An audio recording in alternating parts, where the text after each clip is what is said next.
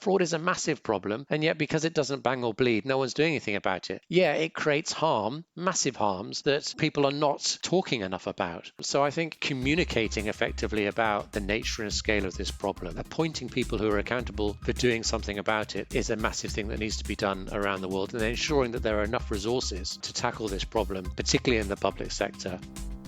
Hello and welcome to Seize and Desist, the podcast that takes a deep dive into the fascinating and complex world of asset recovery, the most important sector that you've probably never heard of. My name is Aidan Larkin and I'll be your host. Today I'm joined by David Lewis, Managing Director and Global Head of AML Advisory at Kroll and the former Executive Secretary of the Financial Action Task Force. In today's episode we get to discuss FATF's new focus on asset recovery, unravelling the notorious 1% statistic, talking about the critical need for political will to enact change, and also hear from David on some of the practical advice he offers for practitioners in global best practice. So whether you're new to the world of asset recovery or a seasoned professional, join us as we discover the untold stories, the unsung heroes, and the unscrupulous villains of this ever-changing and largely overlooked sector. I'm Aidan Larkin, and you're listening to Seize and Desist. Our podcasts are for informational purposes only. They are not intended to provide legal, tax, financial, and/or investment advice. Listeners must consult their own advisors before making decisions on the topics discussed. Mr. Lewis, hello and welcome to Seize and Desist. Thanks very much for joining us to discuss all things asset recovery today. Aidan, hi. Really excited to be here. It's one you and I sort of, I don't want to say go way back. I think it's more a case of our paths have crossed a lot over the last sort of couple of years. For those that don't know, I met David back in his FATF days, and we're going to get into sort of what that is and what that's about.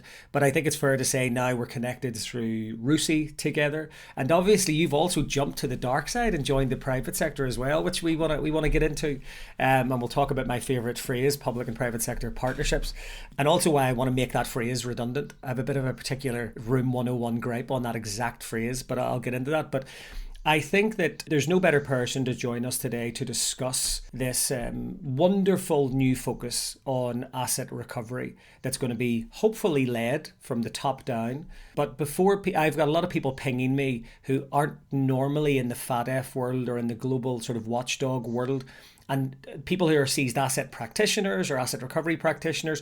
Everyone who sort of touched FATF in their world, it was just virtual asset service providers, and travel rule was their first sort of, if they don't come from a traditional financial crime background, that was like their first insight into FATF. And now it's like these people are coming into asset recovery. So would you be so kind to give us and sort of explain about your background and sort of give us your short version of sort of FATF 101, if you don't mind? Well, first of all, I guess my entrance into this area was back 15 or 20 years at the Serious Organised Crime Agency, where I was managing our agency relationships to the private sector. And I moved on from there to the Treasury, where I led AML policy, and from there to FATF, where I led the Secretariat for several years. And now I'm at Kroll, helping businesses and countries understand their risks and take more effective action to investigate, prosecute, and recover assets on from money laundering cases. So I've been doing this a while now, and I guess the common theme throughout all of this is there's a huge system that kind of FATF has created, and there are lots of us working in this space now, but how effective is it really? But for those who are perhaps new to FATF, what is it? It's the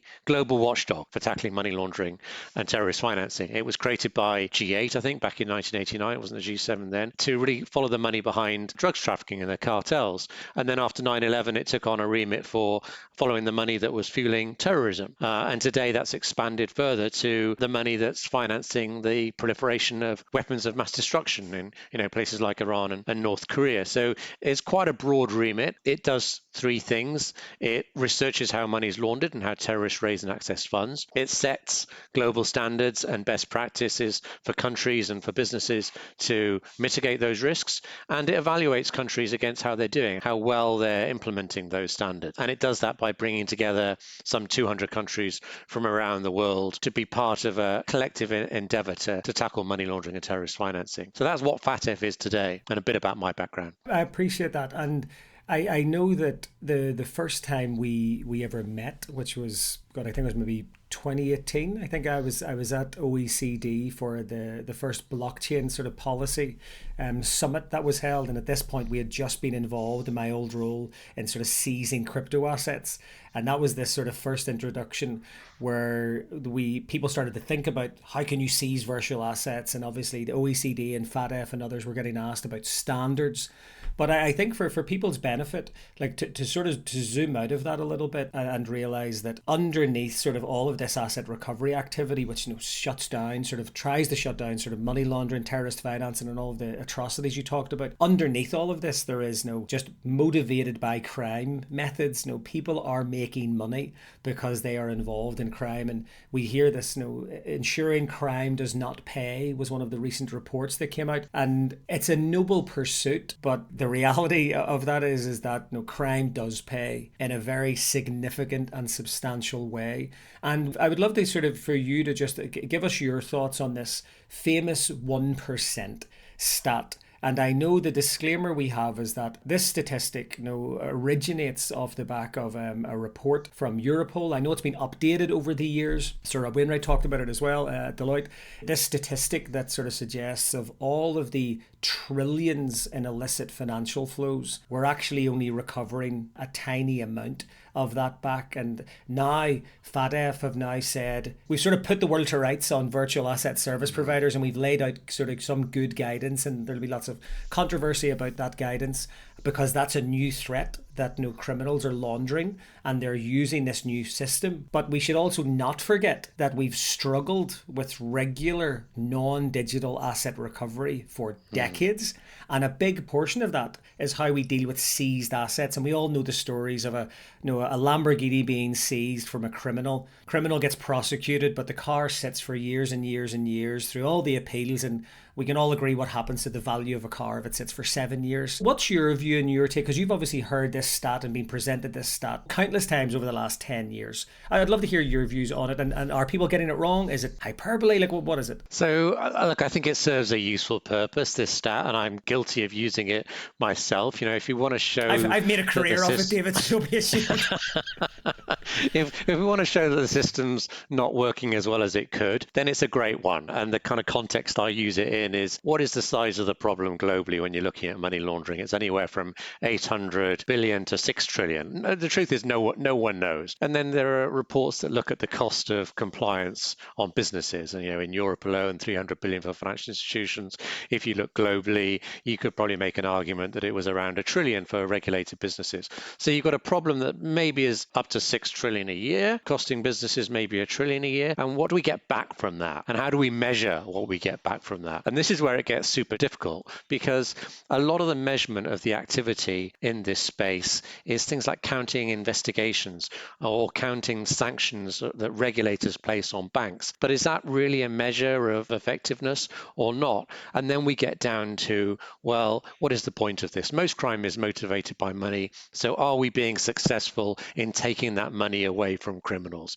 And this is where we get into talking about asset recovery. And it's true to say that asset recovery has been the poor cousin, if you like, of global efforts to tackle money laundering over the years. The focus has probably been too much on regulation and perhaps too much on the integrity of the financial system and the transparency around payments.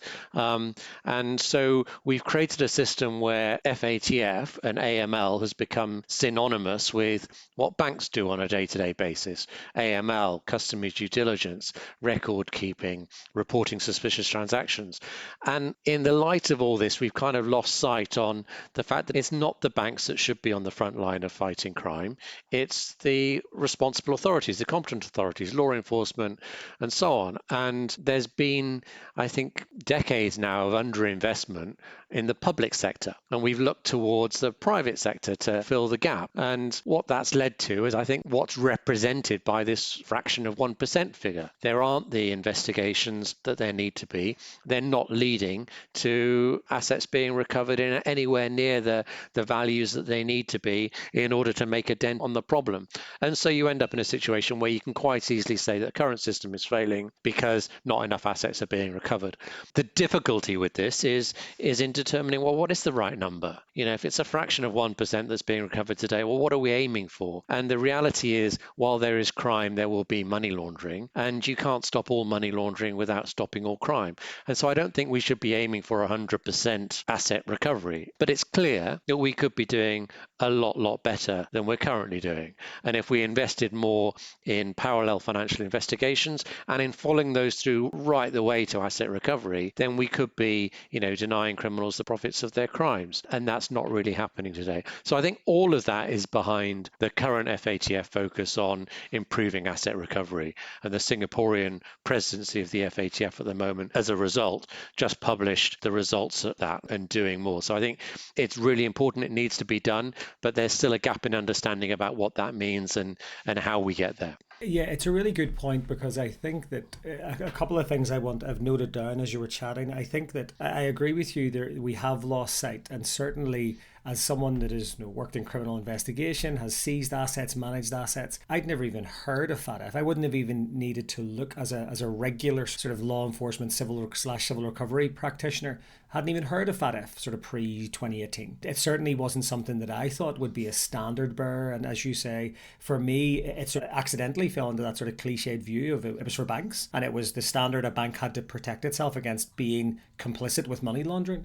I wouldn't have dove into everything else. And I think that it's really encouraging that there's lots of wider opportunities, that you have this global watchdog now saying we're coming to look. But as you've mentioned, what is it we're looking at? And I think that we do have to be fair. I've been criticised in the past, to sort of perish the thought, on LinkedIn. How dare they? I've been called out, rightly so, on the the 1%. You keep going on about this 1%. You keep going on about crypto asset recovery, and you know who you are. The people going, if you're listening to this podcast, and you're right to call out. And it is important that we put in that disclaimer that we know that we can't catch all the criminals. So straight away, if we just pick on asset recovery returns, it's kind of like if you've got this team of people robbing banks and you only get your hands on 30% of all of the bank robbers in the world, then the asset recovery that takes place is only of the 30% you got your hands on. So it is an upstream piece. But as you rightly said, I completely agree with you that governments do need to carry the can for this. This is decades of underinvestment. This is decades of trying to get people to do more with less.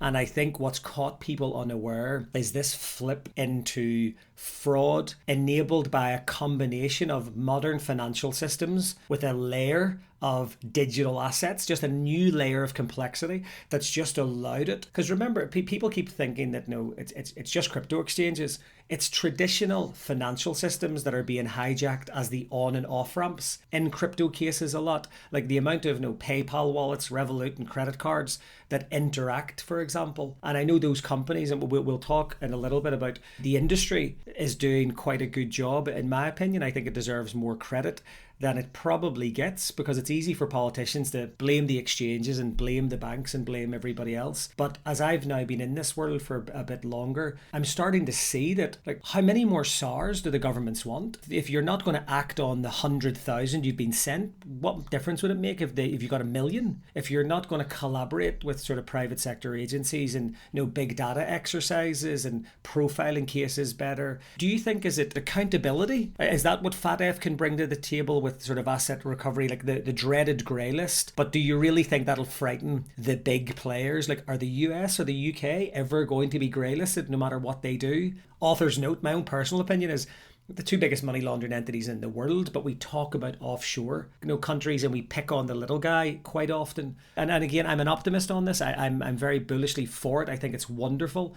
But again, if we were to reconvene in 3 or 4 years' time and we said that it either goes really well or doesn't move the needle much, what do you think are the factors we'll need to see for it to actually be embedded, and what role can FATF play in that? Loads to unpack there. I think what the FATF brings is essentially a global minimum standard. It's what all countries can agree to do and then be assessed against. But as a consequence, it's quite a low standard. And if you're the UK or the US, you should be well above it. And it doesn't really put pressure pressure on people like the UK or the US to tackle the scale of the challenge they're facing. What it puts a lot of pressure on is all jurisdictions around the world to meet that minimum standard.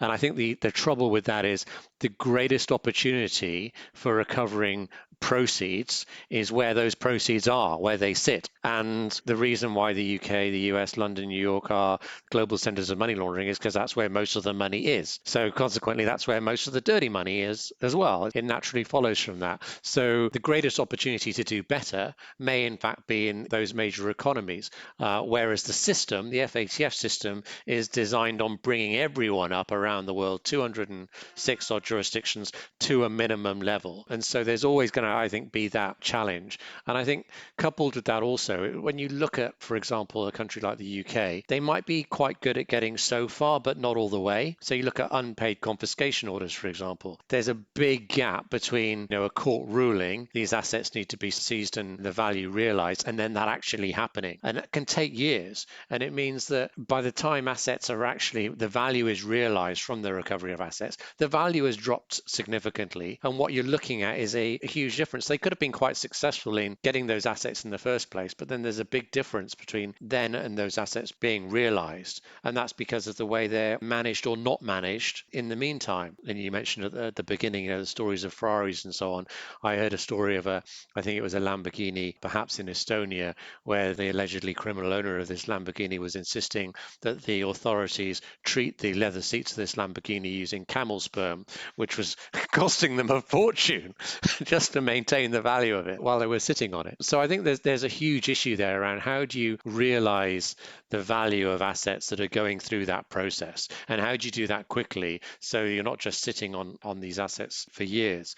So there's what is the role of the FATF, and then how can we do better in jurisdictions like the US and the UK? I think the FATF can push those jurisdictions to get a bit better, but actually it's more useful in getting other jurisdictions to play catch up. And the best example of that is perhaps in the virtual asset space, where in 2019 it introduced a global standard for the first time to require virtual asset service providers to be subject to the same rules as everyone else is subject to, as banks are subject to. But 4 years later, only something like 50 countries out of 200 odd have actually started to introduce it. And that means that it's really hard for virtual asset service providers who operate across multiple jurisdictions to implement, because there's regulatory arbitrage. Everyone's working to different standards. Many countries haven't worked out whether they want to attract virtual assets, ban them, or just trying to rub alongside them through some kind of regulation. And that's, I think, presenting a huge problem in the virtual asset space. But when it comes to asset recovery, arguably, strangely, despite all the issues that we've,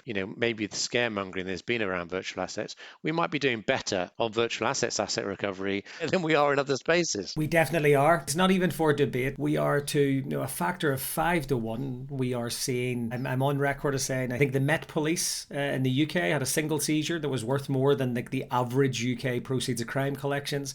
IRSCI have collected more than the entire United States combined law enforcement efforts in their published forfeiture figures. And that actually sort of takes me on to that sort of public and private sector partnership, civil recovery, all of the new tools that I've certainly talked about and I've heard about over years. I know countries talking about non-conviction based forfeiture. They may or may not introduce it. Things like that, I would sort of be banging my head off a brick wall thinking, why is that a we may or may not? There's such obvious things, and now we've seen FATF saying that we expect to see that, and I agree with you. I think bringing in that standard is a good thing. I also agree with you that it doesn't force much more changes in the big money laundering sort of centres.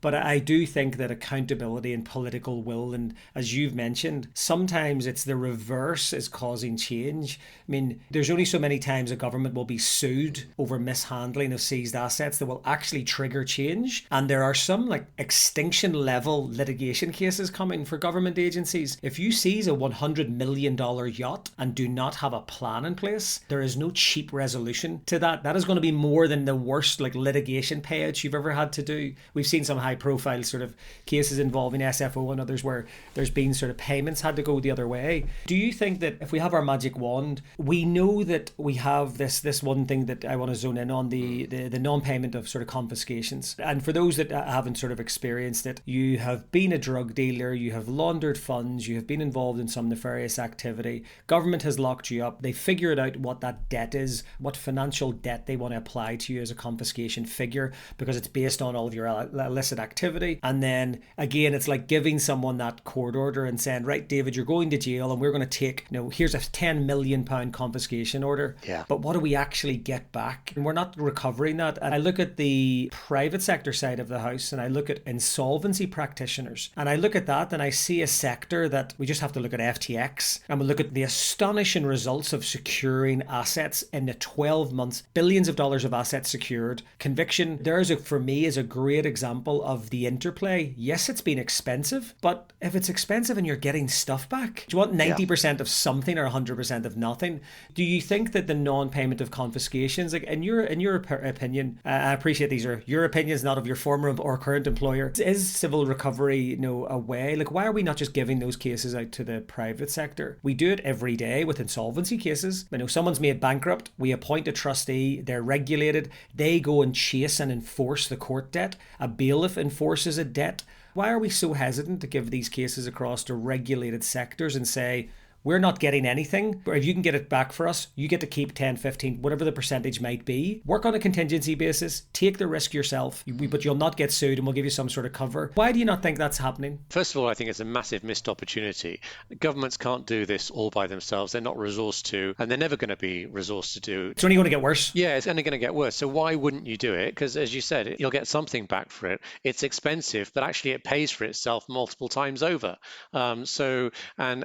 You can support industry and be tough on crime at the same time. So I think it makes massive sense. I think there's a kind of cultural barrier to it in the same way that, having the private sector involved in investigations in some countries is still seen as relatively novel. But governments have been quite successful in taking things up to confiscation order stage and then, failing to recover those assets. And that's a massive missed opportunity. And I think, it's almost negligent to not complete the job, if you like. So I think the private sector is massively well placed to not just manage the assets, but to realize the value of those at the end and to help recover assets through civil recovery. And in many cases, that just might be more cost effective than going down the criminal route.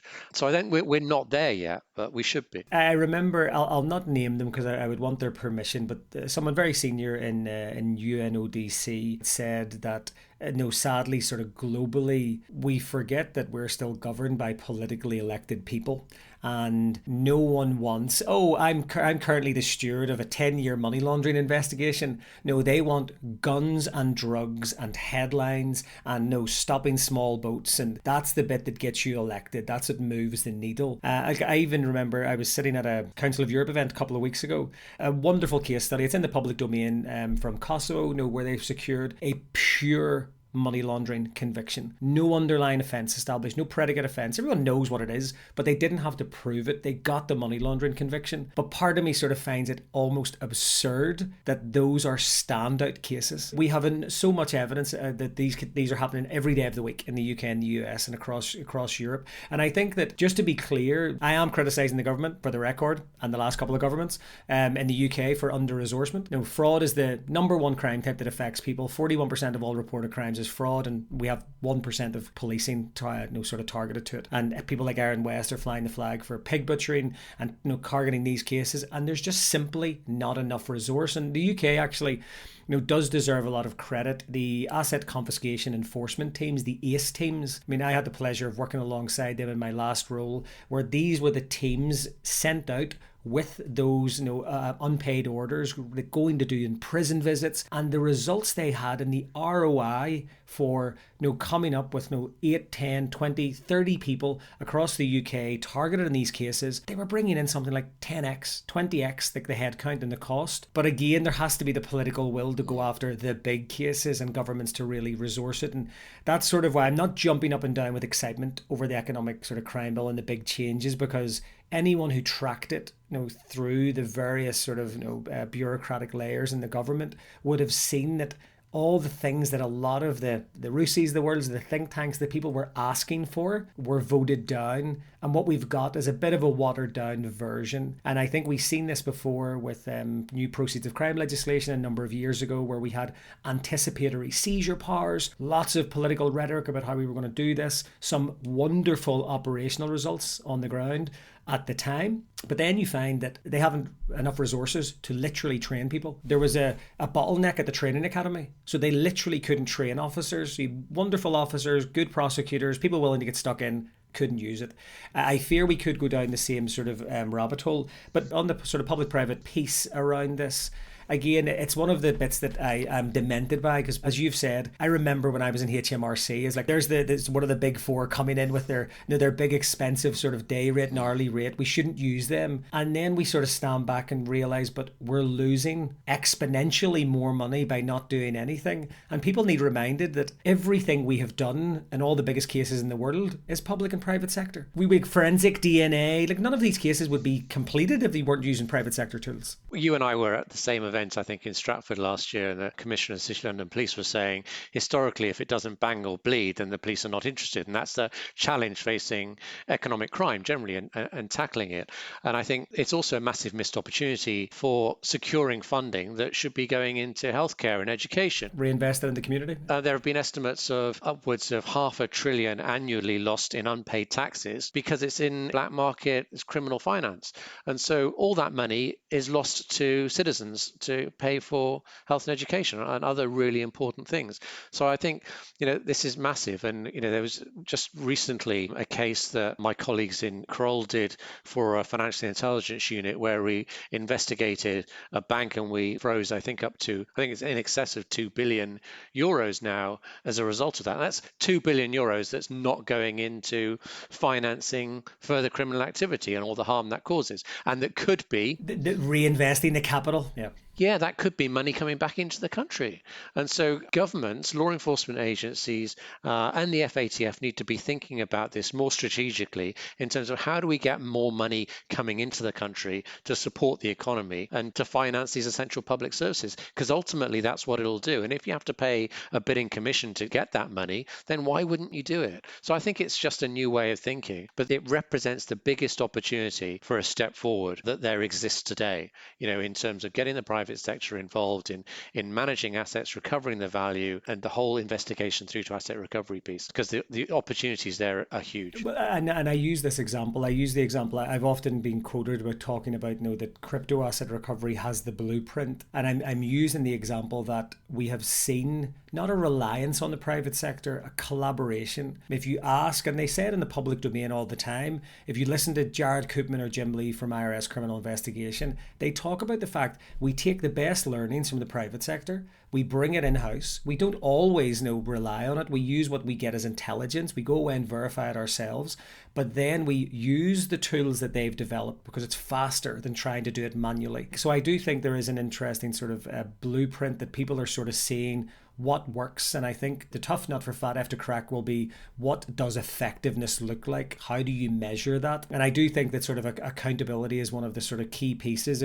I'm not saying we create a seized asset czar, but certainly in some of the countries that had corruption problems, we've seen that the creation of an anti-corruption commission, the creation of having that focused office holder who has to sort of stand up at the end of the year with the annual report and say, okay, we recovered X. Again, I use the analogy that if someone robs your house and takes your stuff away, you want to know what you've got back. Yes, it's great that they've been locked up, but I want my stuff back. And in the private sector, we have, an insolvency practitioner, if you do not do your job as an IP, you're kicked out of office. If you mess something up, you can be sued. So I think that those standards we could look to the private sector to try and create. And I do believe that the UK is now heading towards creating its own asset management unit, which is one of the big emissions it's had for decades, which I think is strongly needed to create that accountability. But look, in the short time that we have left, we know that the private sector is taking some big strides, and there is lots of excellent public and private sector collaboration, something that you and I have both been involved in the work we've both done with RUSI, but also now with the Global Coalition in the fight against financial crime. Could you tell us a little bit about that and about how these sort of Interpol and the other agencies and the private sector are coming together, and what some of the aims and what we could hope for, what these sort of groups could bring about? There's never been a more optimistic time for fighting financial crime, I think, because over the last 10 years, there's been so much focus on it, largely, as I have to say, as a result of the US enforcement action, including on the banks. But what it's led to is a lot of people in the private sector who are collaborating with each other, who know what they're talking about, who are now coming together and thinking about more innovative ways of doing what we should be doing. That didn't exist 10, 15, 20 years ago. When I was in Serious Organised Crime Agency, if you wanted to get information out of the private sector, out of a bank, you'd go with a production order, otherwise they wouldn't share it. Now what we're seeing is the private sector banging on the door of FIUs and law enforcement saying, look, we want to help. Let us help. We've got all this information. We want to help. And they've got the support of their boards to do that. And what the Global Coalition to Fight Financial Crime has done really well is bring all those people together, not just in the private sector, but also in the public sector with the likes of Interpol and Europol. And so I think what we have for the first time really is the beginning of a global coalition, not just of the public sector, but of the public and private sector that are looking at this through different lenses and importantly through an effectiveness lens. How can we be more effective at doing this? And so we're looking at things from a policy perspective, from an effectiveness perspective, from a legal and regulatory perspective, and there are real opportunities there. And I think we've created global chapters or regional chapters around the world, in Africa, in Asia, in Europe, in the Americas, to really look at the issues facing each of those regions and bring it together globally. So I think the FATF now has a broad network it can draw upon for these ideas. When I was in the FATF, that was only just beginning to happen. And now public, policymakers have an opportunity to draw on that breadth of experience, that thinking capacity to really take the next step in fighting financial crime. And so I think that's what the global coalition has to offer, as well as the likes of RUSI in the UK and so on. So what do we think then in our last few minutes? If you had a magic wand, I would like to hear, which I also know the reality is we're not going to have a magic wand, but if we were to stargaze, I mean, what do you think? We've hit on a couple of themes like sort of accountability, political will, highlighting the public reinvestment. I don't think the general public understand the scale, and I know that we mentioned this at the GCFFC, was like, this is an emergency situation. It's not treated as an emergency. This is the equivalent of the outbreak of a pandemic. And I don't mean that sort of flippantly. I know people might say, oh, but all these people have died. Look at the impact of crime on the world. Like, by not disrupting and dismantling these organized crime groups, we can see that in an NCA, a study that was done just for the UK, said the impact of serious and organized crime, and you just touched on an even bigger figure from a tax point of view, but £37 billion is the effect. Don't just think about the drug dealer or the terrorist or the person involved in sort of organized crime. Think about the cost of the investigation, the cost of prosecution. If you take that person out and lock them up for 10 years, the cost of that, the impact that has on their family, what then that happens to the impressionable teenage boy whose dad's just gone to prison, the whole impact of it is sort of enormous. So if you had a magic wand, what do you think? And also on your travels of the last sort of 17, 20 years, are there any things that you've seen that you've thought, that's brilliant? Obviously, you don't have to name the country or the agency, but you've thought, if we could see more of that and harness more of that, I know people would be interested to hear that. Yeah, I mean, there isn't a silver bullet to any of this, but there are some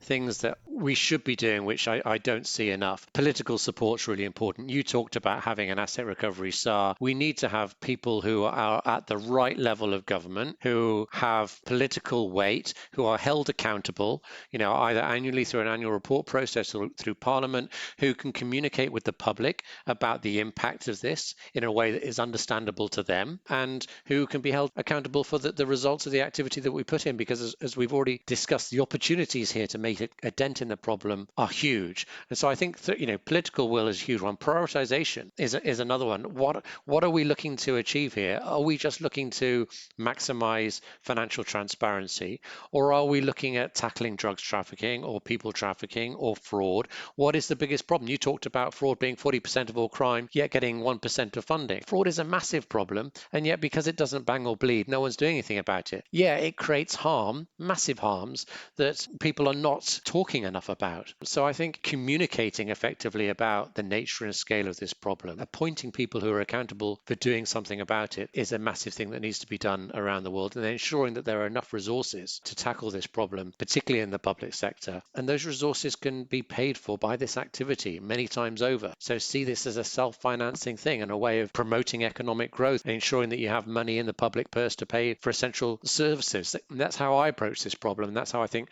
government should be approaching this problem. But they're not at the moment. In terms of what's working really well around the world, it's difficult to pull out some good cases. There are some great examples of public-private partnerships emerging from around the world, but they don't, in my view, go far enough, and they've kind of stalled a little bit, particularly in the UK recently. And I think they need to expand beyond just information sharing into financial investigations, into asset management and recovery, including civil recovery. And really, we're not scratching the surface at the moment. There are some countries that are really good at asset recovery. We've looked, countries like New Zealand have been given credit for that in their FATF evaluation. So there are good examples around the world, but it's sad to say they're rare at the moment. To get to where we need to be, there needs to be a more inclusive approach where the likes of FATF really benefit more from the experience that's out there in the private sector. That's a great place for us to wrap up on. I think that there are those examples. We saw that Singapore being president, and they've a $3.6 billion seizure. I mean, it's a case of it's there if you look, and we've used this theme a lot, that all of this illicit finance is out there. I think once we start to see more public demand, I mean, if you're a UK citizen, look at your council tax bill. You are contributing to your police and crime commissioner right now, but there is trillions, as we've just talked about, potentially out there. We shouldn't be paying this. We're being taxed on a tax for something that our tax pays for to get effective. It's like a death spiral. And I think that is the sort of the drum that we're repeatedly banging. If this was a startup, you've got a problem, you've got a very clear solution, and you've got a wonderful flywheel that the more you invest in the problem, the more you recover, the knock-on effect it has. It becomes self-funding, and it grows exponentially as well. But it just requires those early believers and advocates and investors to sort of take the time. And I think you're absolutely spot on. I think the likes of the GCFFC and others really starting to get into the weeds of this, saying how does this actually translate, and bring this into focus is a really sort of one of many. And obviously, Rusi talks about this at length, but the more of this we can sort of see, the better. David, thank you so much for sort of taking the time and sort of sharing your insights. I know that everyone's going back onto the camel comment right now and Googling, does that really work for cars? But yeah, we'll try and share that in the podcast notes. But thank you so much for joining us, sir, and I'll hope to speak to you again soon. Cheers, Aidan. Great to be on your podcast. Bye for now. Thank you, man. Bye-bye. Thank you for listening to Seize and Desist. Join us next time as we dive into all things asset forfeiture with the incredibly well-known Amanda Wick, founder of the Association of Women in Cryptocurrency. We're going to get stuck into her incredibly diverse career in the asset recovery sector, from a prosecutor to working in the world's biggest blockchain analytics company to then setting up this incredibly important organization. It's an episode you'll definitely not want to miss. The views expressed by guests are their own, and their appearance on the programme does not imply an endorsement of them or any entity they represent. Views and opinions expressed by Asset Reality employees are those of the employees and do not necessarily reflect the views of the company.